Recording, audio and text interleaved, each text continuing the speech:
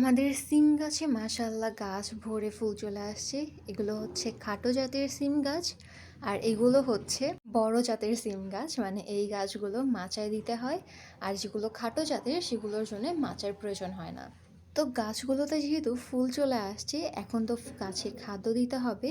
তাই প্রথমেই গাছের গোড়াটা আগে পরিষ্কার করে নিচ্ছে।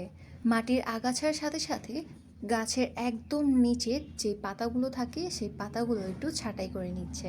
মাটিটা খুব ভালো মতো নেড়িয়ে নিয়ে একটা সাইডে একটু গর্ত করে নিচ্ছে। গর্ত করে নিয়ে এখানে 4-5টার মতো কলার খোসা কেটে নিয়ে মামুনি এটাকে মাটি চাপা দিয়ে দিচ্ছে।